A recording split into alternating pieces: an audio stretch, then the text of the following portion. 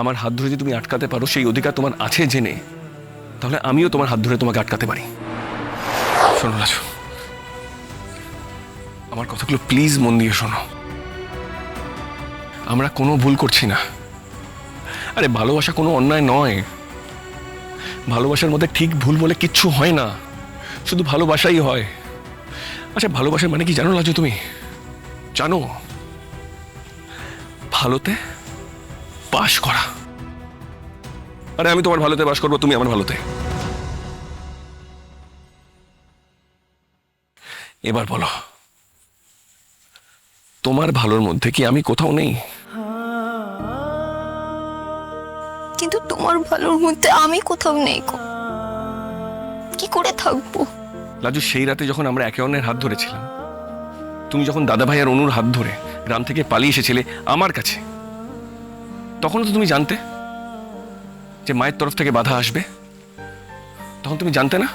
জানতে তো। তবুও তো আমাকে ভালোবেসেছ, তবুও তো অতটা রাস্তা পাগলের মতন ছুটে এসেছো। আমাকে বলেছো না যেতে, তোমাকে একলা রেখে চলে যাচ্ছি বলে অভিযোগ করেছো।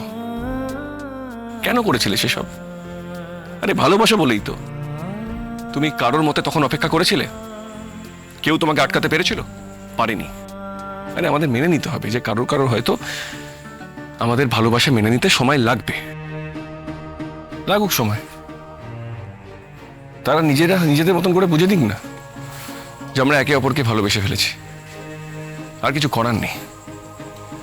কিন্তু তাদের জন্য আমরা নিজেরা এই ভালোবাসার থেকে কেন বঞ্চিত হব? আমরা কি সমাজের বাইরে থাকি? সমাজের কথা বাদ দাও, আমি কখনো চাই বলে যে তুমি তোমার মায়ের থেকে আলাদা হও। আমার কারণে তিনি কষ্ট পাক। মারও তো মানতে টাইম লাগছে যে এই একটা ডিসিশন আমি মার সঙ্গে ডিসকাস না করেই নিয়ে ফেলেছি। আরে আমার মাও তো একই ভুল করছে, সেটা তুমি বুঝতে পারছো না?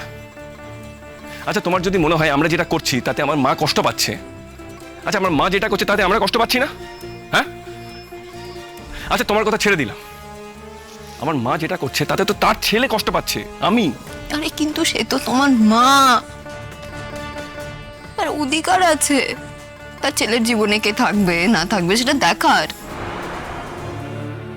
আমার হাত ধরে যদি তুমি আটকাতে পারো, সেই অধিকার তোমার আছে জেনে, তাহলে আমিও তোমার হাত ধরে তোমাকে আটকাতে পারি। আমি তোমাকে আটকাচ্ছি। এখান থেকে কারোর ফিরে যাওয়ার পথ নেই, না তোমার না আমার।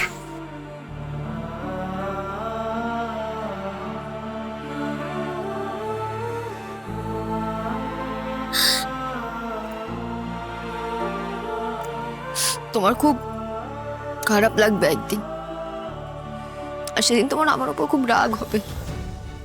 ভুল করেছে ভেবে রাগ হবে। আরে রাগ তো এখনই হচ্ছে। তুমি যে এইভাবে অকারণে কাঁদছো, চোখটা মোছো। আর এইসব নিয়ে কিন্তু আমরা ডিসকাস করবো না, ওকে? বসো, ওখানে বসো। আমাকে হোস্টেলে ফিরতে হবে। আমি জানি সেটা, আমি তোমাকে ড্রপ করে দেবো। ওখানে বসে ইম্পর্টেন্ট কথা আছে, এসো। ডিভোর্সের কাগজে সই করা নিয়ে শেষ অবধি কি কিছু বলে গেল সুদে?